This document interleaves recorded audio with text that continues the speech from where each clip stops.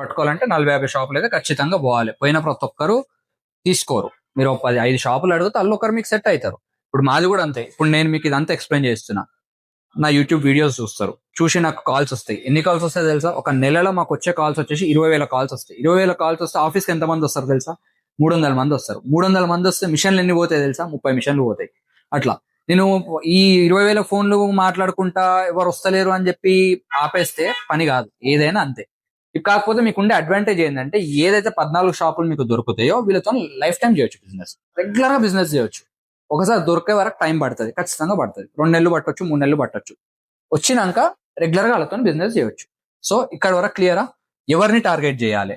Large scale చేసేటోళ్ళు disposable shop ని పట్టుకుంటారు. ఎందుకంటే అన్ని ప్లేట్లు ఎన్ని కిరాణాలు తిరిగినా కానీ అమ్ముకోలేరు కాబట్టి.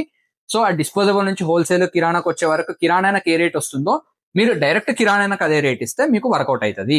మీకు కొంచెం మార్జిన్ కూడా మిగులుతుంది.